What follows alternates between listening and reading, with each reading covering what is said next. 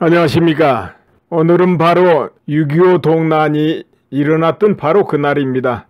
참 세월이 무상하게 많이 흘러가지고 이제 많은 사람들의 기억 속에서도 가물가물 사라져가고 있고, 지금 자라나는 세대들은 6.25 동란 그 자체, 그 실상 이런 것에 대해서는 아득하게 모른다 해도 될 정도로 현재 우리나라 분위기는 너무 달라져 있죠. 그렇지만은 정말 슬프고 기약 없고 절망적인 날이었다. 그런 6.25 동란이었다 것입니다. 저번 주에 성주에서 사드 배치를 찬성하는 시민들의 시위가 있었고, 그 다음에는 외관에서도 또 사드 배치를 찬성하는 시민들의 그런 시위가 있었습니다. 그래서 오늘은 6.25 동란을 다시 한번 해고해 보면서 그 6.25 동란이 끝날 쯤에서 바로 한미 상호 방위 조약이 맺어지거든요. 그래서 그 의미와 그 결과 성과 등을 대충 한번 짚어볼까 합니다. 그리고 요즘 사드 배치 논란 여전히 지속되고 있는데, 이 문제를 상호 방위 조약 차원에서 바라보려고 합니다. 그럼 이어지겠습니다. 구소련의 비밀 문서 등이 해제되고, 그리고 중국 당국도 간접적으로 북한의 남침을 시인함으로써 북한이 전격적으로 남침을 했다. 이것은 이미 확실하게 드러난 사항입니다. 소련이 해체되면서 비밀 문서가 드러날 때 거기다 명시되어 있던 거다 이거죠. 그런데 아직도 그럼에도 불구하고 북침이다. 그 말은 한국에서 먼저 쳐올라갔다. 이렇게 이제 북한은 우기고 있고, 이 한국 내에도 그렇게 믿는 사람들이 많이 있다는 것이죠. 물론 남침이냐 북침이냐 물으면 그게 무슨 말인지 모르는 경우도 있어요. 남침은 북한이 먼저 쳐들어왔다 이 말이고, 북침은 한국이 북한으로 먼저 쳐들어갔다. 하여튼 북한은 소련으로부터 이제 수백 대 전투기, 수백 대 신형 전차, 수백 명의 야포를 이제 지원받아요. 그리고 군대를 이제 만주 쪽에 보내가지고 몰래 비밀리에 이제 훈련을 거듭합니다. 소련 고문관들이 나와서 훈련하게 돼요. 그때 양성한 정규군이 18만 명에 이르렀다. 이런 것이죠. 근데 그 당시 이제 국군 사정은 어땠느냐? 애모한 소총, 그리고 또 일본군이 버리고 간 구식 속총, 이런 걸로 무장하고 있었어요. 전투기, 전차, 야포 없었죠? 있다는 건 겨우 박격포, 이제 기관총 좀 있었어요. 그런데 통신기라도 좀 있었냐? 제대로 없었죠. 그나마도 그 인원까지도 8만 명에 불과했다는 것이죠. 거기다가 그 당시 이제 남한 전역에는 좌파 열풍이 불었어요. 아주 공산주의, 다 같이 먹고 살자, 모두 나눠진다, 똑같이 먹고 똑같이 쓰자, 얼마나 좋습니까? 춥고 배고픈 그 시절에 국민들 모두 그 눈이 휘둥그레지잖아요. 그러다 보니까 이 한국 남한 전역에도 좌파들이 굉장히 많아서 깊고 큰 산에는 빨치산 이래 가지고 활동을 했습니다. 그래서 이 병사들이 지리산이다 덕유산에 배치돼 가지고 빨치산 유격대 소탕하느라고 시간 다 보내고 있었어요. 거기다가 이제 북한 지령받은 남노당 계열이죠. 남노당 그 계열 이제 뿌락치들이 나라의 이제 공장이라고 뭐 제대로 있지도 않지만은 국가 산업마다 파업을 일으키고 거기다 총기 무장까지 하고 있었죠. 노조들이 총기로 무장까지 하고 있었다. 자, 이 정도면 치안이 어느 정도다 여러분 아시겠죠? 치안이 그야말로 절대정일명 엉망진창이었다 이거죠. 여기에 맞춰서 미국이 태평양 방위권에서 지신라인 해가지고 한국을 제외시켜버려요. 또 철수를 해버려요. 그러니까는 이승만 대통령이 딱 당선되고 집권하자마자 곧 미군이 떠나게 됩니다. 그 떠나면서 무기라도 제대로 주고 그 전에 훈련이라도 좀 시키고 한국군이 한국을 지킬 수 있게 하고 떠난 게 아니고 그냥 떠났어요. 이 이야기는 6.25가 나기 전 이야기예요. 바로 직전 이야기입니다. 이제 결국 뭐냐면 북한은 이제 소련이나 중국의 지원을 받아가지고 신형 전차 전투기로 무장하고 거기다가 18만 대군을 양성하고 있었다. 18만 대군? 뭐 100만 60만 하는데 대군이랄 거 없지만 그 당시는 대군입니다. 그런데 한국은 겨우 8만 명인데 그나마도 지리산이다 덕유산이다 빨치산 잡으러 다니느라 정신없었다 이거죠. 무기라고는 소총, 그야말로 이제 오합지졸이다 이렇게 해도 뭐 과언이 아닙니다. 이런 상황에서 미군은 물러가 버렸다는 거죠. 철수. 자, 이렇게 됐을 때 북한이 어떻게 평화 제의를 하느냐. 바로 6월 8일 날 남북 총선거를 하자 평화적으로 이렇게 제의를 해요. 그 6월 25일 날 전쟁할 건데 6월 8일 날 그 제의를 합니다. 이제 눈속임이죠. 평화 제의. 그렇게 해놓고 6.25에 이때 바로 불시에 남침을 한다는 것이죠. 막아지겠습니까? 그런데 그 당시 국군 또 상황은 어떠냐. 이것이 기가 막혀요. 또 남침 전후에서 10가지의 미스터리가 있었다. 10가지 미스터리. 이것은 이제 이 부분에 의아하는 대목들이 있습니다. 그건 뭐냐 하면은 이 이야기를 이형근 대장이 예전에 작고하기 전에 말한 적이 있어요. 증언한 것이죠. 10가지 미스터리, 10가지 불가사의다. 이형근 대장은 군번이 1번입니다. 아시겠죠? 이 정도면 초대 합참의장 지내고 육군 참모총장도 지냈고 6.25 전쟁 그 당시는 8사단, 2사단, 사단장을 역입했어요. 그런데 이제 이가 그런 말을 이제 한 것이죠. 10대 미스터리.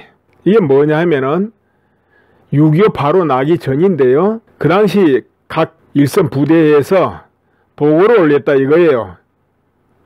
아무래도 대규모로 남침할 징후가 보인다. 대규모로 남침할 것 같다. 이렇게 올렸지만은 군 수뇌부에서 모두 묵살해버렸다는 것이죠. 그리고 6월 10일 날 대대적인 인사이동이 있었다는 거예요. 야전 지휘관에 대해서. 야전 지휘관 하면은 바로 이제 전방에 있는 지휘관들입니다. 6.25 그 발발 2주 앞두고 사단장, 연대장을 대대적으로 교체를 하겠다는 거죠. 최전방의 사단장, 연대장은 핵심 전투 지휘관들입니다. 그 전쟁의 승패를 좌우하지요. 그 지역을 잘 알아야 되고 부하를 장악해야 되고 이런 입장인데 2주 앞두고 다 교체를 해버렸다 이거지요. 교체하면 어떻게 됩니까? 그 사단장, 연대장이 가서 부대를 언제 어떻게 장악하고 그 지형을 언제 파악하겠습니까? 이런 일이 있었다는 거예요. 그리고 또 6.25 직전에 전후방 부대를 또 대대적으로 교대했다는 거예요. 부대 자체를 또. 그렇게 되면 역시 도대체 적군 동태를 어떻게 알고 지형 파악을 고사하고 부하들 신상이나 제대로 파악할 수 있느냐 이거죠. 그런 일이 일어났었다는 것이죠. 그리고 또 네 번째 6월 11일부터는 정군의 비상경계령을 내려놨는데 하필이면 24일 0시에 해제해버렸다는 거예요. 오히려 그때 비상령 내려야 되는데 거꾸로 된 거죠. 막상 전쟁은 25일 터졌는데 24일 날 해제해버렸다는 거죠. 그리고 또 육군본부에서 전 장병 50%에게 휴가, 외출, 외박을 허용했다는 것이죠.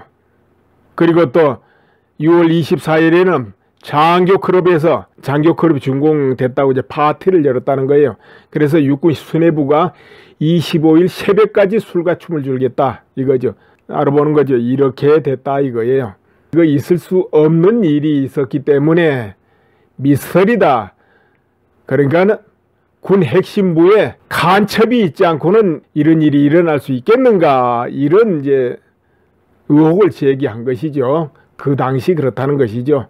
6.25가 발발하게 되는데 3일 만에 서울이 점령당하죠. 뭐 싸움도 안 되는 거죠 이거는. 자 이렇게 해서 국군이 이제 계속 밀립니다. 속수무책이에요. 그래 결국은 유엔군 선발대가 도착할 쯤 돼서 대구까지 점령당하고 이제 부산만 남겨두게 됩니다. 부산 근방만. 이승만 대통령 호소에 따라서 유엔이 참전을 결의하게 되고 16개국이 군대를 보내고 또 5개국 이제 의료 봉참 지원합니다. 이렇게 돼 가지고 이제 3년 동안에 걸친 전쟁이 시작되는 것이죠. 이때 국군은 공식으로 13만 7,899명이 전사하고 부상은 45만 742명이 부상을 당합니다. 실종자까지 하면은 62만 1,479명의 사상자가 발생했다. 이거에 실종자까지. 뭐 실종자는 다 사망했다고 또 봐야 안 되겠습니까? 그럼 미군은 어땠는가 하면 연인원이 쭉 회전하면서 참전을 하니까요. 3년 동안 178만 9천 명이 참전을 하게 됩니다. 178만 9천여 명이 이제 참전을 하고 사망은 36,940명이 사망, 부상은 92,134명이 부상. 근데 이제 실종되고 포로까지 하면 미군도 13만 7,250명의 사상자가 발생했다는 것이에요. 이제 13만 7,250명, 이것이 이제 결국은 중요한 겁니다. 이거 실종, 결국은 다 사망으로 봐야 되니까요. 이제 민간 피해는 또 어땠는가 하면 1955년 내무부 통계국이 발표한 자료에 따르면 전쟁 기간 민간인 피해 사망자는 24만 4,663명, 학살을 당한 그 인원은 12만 8,936명, 부상자는 22만 9,625명, 납치는 8만 4,532명, 행방불명은 30만 3,212명 이렇게 되는 거죠. 그리고 이산가족이 1,000만 명에 달했습니다. 이 전쟁으로 인해서 어떻게 됩니까? 수많은 가옥, 발전시설, 산업, 기관시설, 종교, 교육시설 모조리 폐허가 되었죠. 산은 완전히 민둥산 되고요. 아무튼 이렇게 참호각의 전쟁이 진행되고 메가더 장군이 인천 상륙작전을 성공함으로써 이제 패주하게 되죠. 공산군이. 그러나 통일 바로 직전에 중공군의 개입으로 무산되고 말죠. 그래서 또 처절한 일사후퇴가 이루어지게 되죠. 일사후퇴 때가 엄청나게 추울 때인데 그 추울 때 후퇴를 하게 되죠. 피해가 이제 엄청났죠. 이제 이렇게 전쟁을 치르니까 어떻게 되겠습니까? 산하는 전부 파괴돼 버렸다. 기하선상에 헤매게 되었다. 이렇게 보면 되죠. 기하선상. 먹고 살 길이 없다 이거예요. 먹고 살 길이 없어. 물론 미국은 그로부터 1945년부터인데 59년까지 한국 총 재정 70%를 차지하는 그 무상원조를 제공해요. 그러니까 우리나라 1년 총 재정 70%를 미국 무상원조로 유지를 했다. 그 당시에는 매년 3억 불입니다. 그러나 이제 현재로 따지면 600억, 1000억 불에 해당한다. 그렇게 말을 합니다. 그리고 또 한국의 주둔한 주한 미군이 이제 뿌리는 돈이 있어요. 그게 수천만 달러 이르러서 결국 총 90% 한국 재정이 미국 지원으로 충당되었다. 이런 이야기가 있습니다. 그러다가 이제 59년도 되면서 무상원조는 이제 중단이 됩니다. 그 후로는 장기 차관 그래가지고 이자가 이제 거의 없는데요. 이제 빌려간 건 갚아야 되는 이제 유상원조를 이제 받게 됩니다. 계속. 그들도 한참 유상원조를 받죠. 이렇게 이제 유지해 왔다는 것이죠. 그런데 이 상호방위 조약은 언제 맺어진 것이냐? 바로 전쟁이 나고 이제 3년을 채워갈 그 상황에 메가더 장군이 경질되고 이 전쟁이 장기화되니까 미국에서는 전쟁을 이제 빨리 끝내고 휴전협정 하고 끝내자 이 분위기가 막 형성돼 버린단 말이에요. 그러니까 당시 이승만 대통령이 보니까 휴전하고 유엔군이 물러가게 되면 이 잿더미만 남은 이 남한이 어떻게 되느냐 이거죠. 어떻게 유지할 것이냐 이것이죠. 다시 재침공해 오면 어떻게 하느냐. 이제 이런 부분이 생기니까 상호 방위 조약을 맺어야 된다 이렇게 이제 주장하기 시작하지요. 그렇지만은 미국 입장에서는 팔을 빼고 싶기 때문에 그걸 안 맺어주려고 그랬죠. 그러자 이승만 대통령 6월 18일 날 2만 5천 명의 방공 포로를 직권으로 석방시켜버려요. 미국 몰래. 그리고 상호 방위 조약을 해주지 않으면 휴전 협상 주체에 의지하는 상관없이 단독으로 북진 통일하겠다 이렇게 선언을 해요. 사실 뭐 북진 통일할 능력이나 힘이나 있었겠습니까? 없지만 한번 내질러 본 거죠. 이승만 대통령. 그러니까 미국이 머리 아프다 이거죠. 그러니까 휴전에 응해라 대신에 그래 뭐 방위 조약 맺어줄게 이렇게 돼가지고 방위 조약이 맺어지게 된다 이거죠. 물론 이제 최종 가조인 이거는 물론 8월 8일날 최종안이 이제 가조인 되고 1954년 11월 18일 정식 발효됩니다. 이 상호 방위 조약이 뭐예요? 서로가 서로를 지켜준다 이런 의미가 있습니다. 그 당시 한국이 미국을 어떻게 지켜줍니까? 어떻게 보면 이제 일방적으로 이제 미국을 묶어놓기 위해서 이렇게 이승만 대통령이 예를 쓴 거예요. 아무튼 상호 방위 조약에 의해서 지금까지 이어져 온 건 사실입니다. 그런데 상호 방위라 하는 것은 도움을 주겠다 이런 뜻이 숨어 있습니다. 그럼 사드 문제 어때요? 지금 우리 정치권에서 사드가 무슨 한국하고는 아무 상관없는 듯한 뉘앙스를 풍기는 발언이 종종 나와요. 또 북한의 핵을 가지고 다루는데 강건은 불보듯이 하는 경우가 있어요. 그건 미국의 일같이. 그건 미국이 알아서 할 일이다 이런 정도. 정작 당사자는 한국인데 북한 핵 문제도 그렇고 뭐 사드 문제도 그렇습니다. 왜? 사드는 적의 미사일을 공격을 막기 위한 거니까요. 더구나 핵미사일. 그러니까 이건 절대적인 한국 문제지 미국 문제는 아니다 이 말이에요. 아니 미국 문제도 돼요. 왜 그러냐? 미국 입장에서는 한국을 방어하는 그 무기도 되지만 주한미군을 보호하는 절대적인 무기로 그쪽에서는 본다 이거죠. 사드를. 사실 전쟁이 난다니 어떤 일이 있으면은 주한미군이 제1차 공격 대상은 사실 아니겠습니까? 그러니까 그 주한미군을 보호하기 위해서는 사드가 필요하다. 미국 이렇게 말한다 이거예요. 또 한국 방위에 절대적이다 이렇게 보고 있는 것이고. 그런데 이걸 한국 정치권 일부에서는 그건 남보듯이 남말하듯이 그렇게 보는 게 탐탁지 않게. 이제 물론 우리 국민들도 그런 분들이 있을 것이고 또 잘 몰라서 그런 분도 있지 않겠냐 이렇게 봐집니다. 중국이 반대한다 이거예요. 뭐 무역 보복을 한다 어쩐다 하지만은 이 안보에는 무역 보복이고 뭐고 고려 대상이 아니에요. 안보라는 것은. 저 미국이란 초강대국도 다른 건 몰라도 안보는 양보 안 하거든요. 무슨 무역 보복이니 이거 가지고 끼어들 자리가 아니에요. 안보는. 근데 이제 중국에서 그러면 왜 사드를 반대하느냐? 사드는 공격하는 게 아니고 방어무기입니다. 다만 중국 입장에서는 레이더 사드 배치할 때 거기에 레이더가 2000km 반경 2000km를 더듬어 본다 이거죠. 그러니까 불편하다 이 말이에요. 중국 입장에서는. 그리고 그게 바로 미국의 전략적인 방어 시스템과 연결돼서 움직일 때는 중국이나 러시아 다 불편하죠.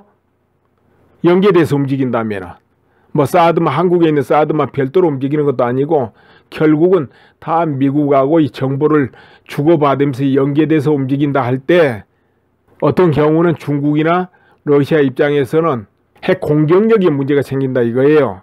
그렇기 때문에 그 레이더 이걸 의식해 가지고 자꾸 배치를 반대하는 거 사실이에요.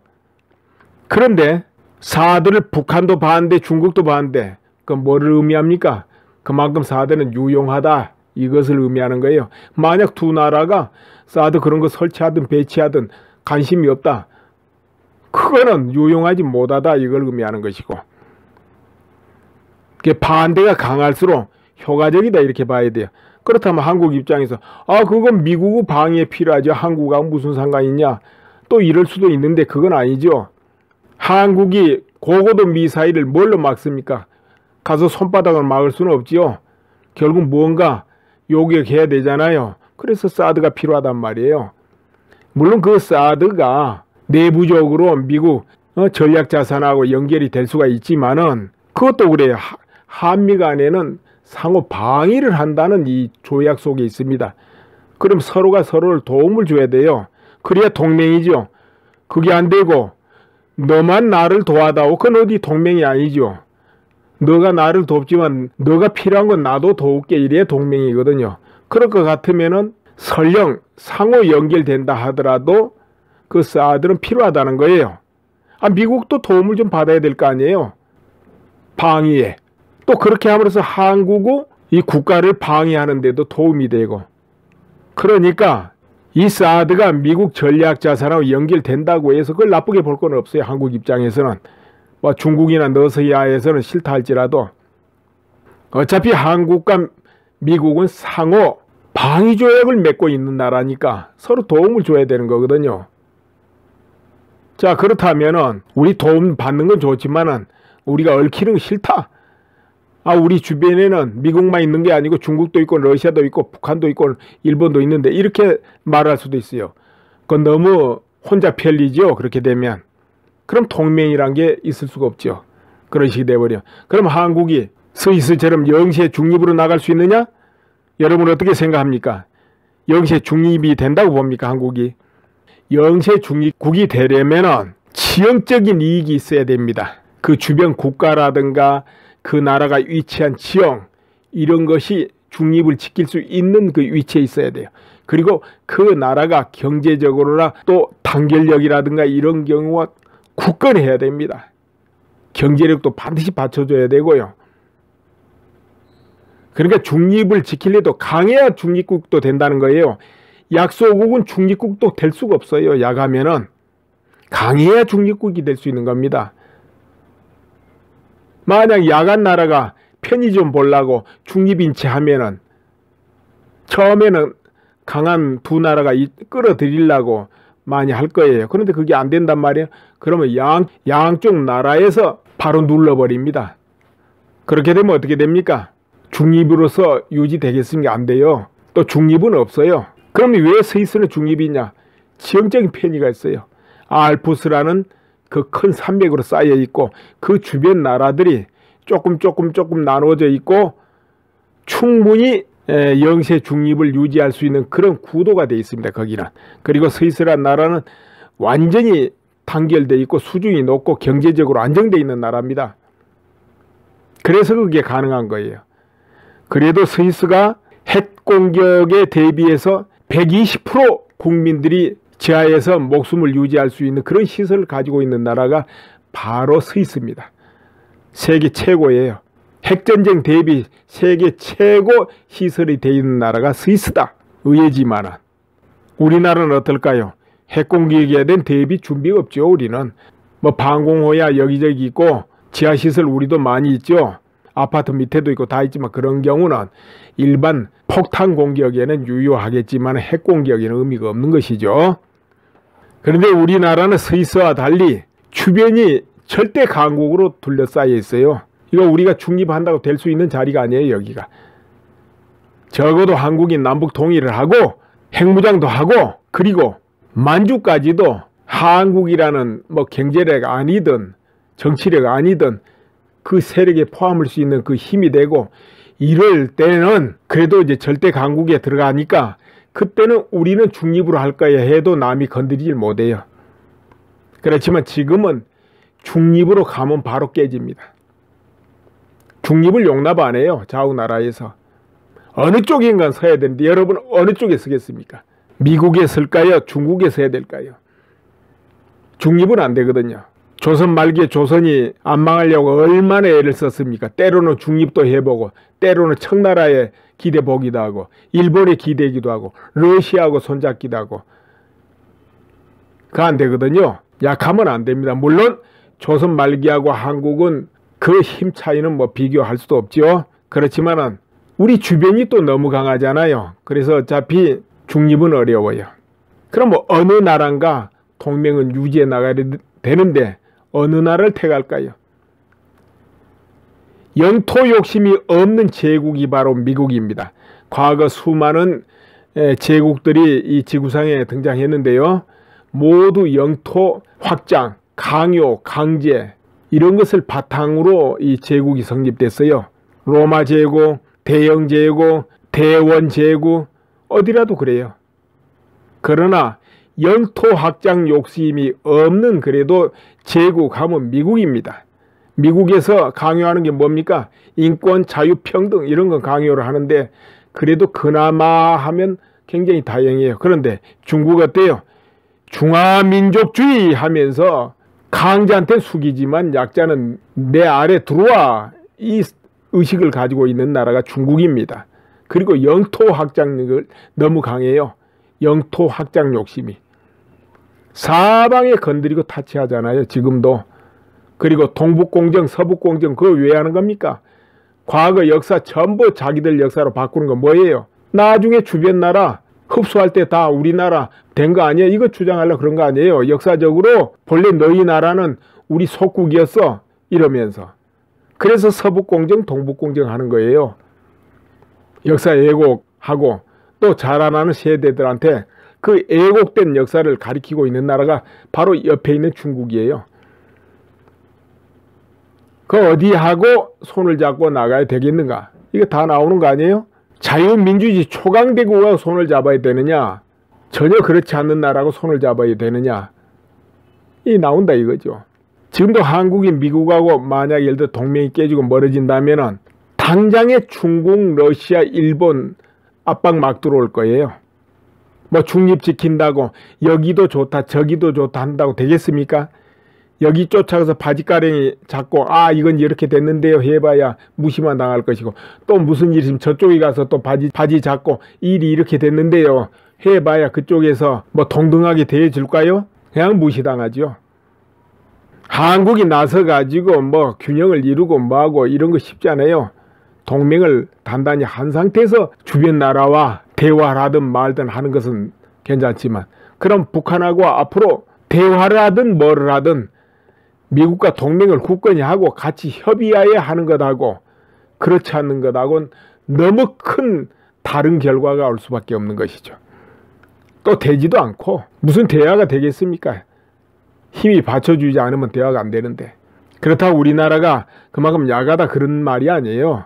한국도 강국이에요. 적어도 그러나 중립으로는 현재는 갈 수 없는 나라다 이거죠. 중립으로 가려면 남북이 통일하고 저 만주까지도 영향력 속에 넣을 정도 돼야만 된다는 것이죠. 그 전에는 동맹으로 나가야 된다 이것이죠. 미국이란 초강대국도 우리만 우리 알아서 할 것 안 그래요. 세계 각국의 동맹을 맺고 같이 움직여요. 근데 한국이 동맹을 중요하게 여기지 않는데 이러면 안 되겠죠. 그렇다고 해서 중국을 동맹국으로 한다. 여의치 않다는 것이죠. 가치관, 사상 이런 것이 너무 차이 나니까. 사드를 배치해야 되냐 말아야 되느냐 이 기준이 이제 한미 동맹의 근간이 된다. 저울질해 볼 수 있는 그런 대목이 될 것이다. 문 대통령 미국 방문하고 결국 대화하면 이런 것은 원만히 또 되지 않을까 이렇게 싶은데요. 그게 서로 양국 간의 이익이라는 것은 뭐 알 테니까. 그런데 지금 불필요하게 말들이 많이 나오잖아요. 그리고 사드 배치를 반대한다 이렇게 하고 주한 미국 대사관을 둘러싸고 또 시대가 시위를 한다 이거예요. 이제 조금씩 더 발전하면 이런 일도 있지 않을까요? 주한미군 철수해라. 이제 없어도 된다. 그리고 북한은 핵동결만 평화협정 맺고 같이 가자. 이렇게 이제 이런 시위도 있을 수 있죠. 글쎄 여러분은 뭐 그런 찬성 안 하겠죠. 그러나 국민 전부가 그렇게 원하고 정치권이 전부 찬성해가지고 또 그 길로 간다면 가야지 어떻게 하겠습니까? 평화협정 맺든 뭐 사드 배치를 하지 말든 주한미군 철수를 해서 동맹을 깨든 알아서 해야죠. 국민이 원한다면 그래가지고 그 길로 한 발짝 가겠다는데야 뭐 말려서 되겠습니까? 다만 이제 그런 것이 과연 이 한국에 그리고 스스로 각자 자기 자신에게 이기겠는가? 손해겠는가? 잘 살펴봐야 되겠죠. 또 그리고 현재 20대, 30대, 40대 앞길이 구말리 같이 저 멀리 남았다 이렇게 생각하는 분들 또 심사숙고해야 되겠죠. 어느 길이 자기를 위해서 이기겠는가 하고. 올해 1기만 배치하고 5기는 내년에 순차적으로 배치하기로 했다. 이런 말이 있으니까 또 미국에서는 이제 다른 반응이 또 나오죠. 그리고 일본의 어떤 신문이 미국에서 올해 안에 배치해달라 이런 요구를 했다. 뭐 이런 보도도 나오고 또 청와대에서는 그 보도는 잘못된 보도다 이렇게도 부정하고 그러지 않습니까? 아무튼 이 사드는 그러면 지금 현재 배치하려는 것은 1개 포대입니다. 1개 포대. 1개 포대 안에는 6기가 들어있습니다. 발사대 6기. 그런데 지금 1기, 2기, 3기, 4기, 5기, 6기. 그러니까 현재는 성주에 2기가 배치되어 있고 4기가 배치를 앞두고 있는 것이죠. 그래서 그 6기가 바로 1개 포대입니다. 그러니까 배치하면 1개 포대 하는 것이고 뭐 그런 것이죠. 근데 1기만 가지고는 의미가 없죠. 왜 그러냐? 1기 고장 나면 어떻게 합니까? 그래서 아무리 작게 해도 2기는 기본 배치해야 되겠죠. 그런데 지금 한국에는 이 한국을 방어하기 위해서는 3개 포대 이상이 있어야 된다. 이렇게 전문가들은 보는 거예요. 3개 포대 이상이 있어야 된다. 그러니까 지금 1개 포대 그 문제가 아니고 3개 포대. 근데 지금 1개 포대도 배치를 안 하고 2기 겨우 배치해놓고 지금 이렇게 시끄러워요. 1개 포대는 6기로 구성되어 있고 6기의 발사대로 구성되어 있고 그 1개 발사대당 미사일이 8발이 있다. 요격하는 미사일이 8발이다. 이렇게 이해하시면 돼요. 자, 아무튼 이 문제는 한미 간에 정상회담하면서 적절히 또 잘 풀어지고 해결이 될 거예요. 어떤 것이 국익이라는 것은 잘 알 거이기 때문에. 네, 오늘은 여기까지 말씀드리겠습니다. 감사합니다.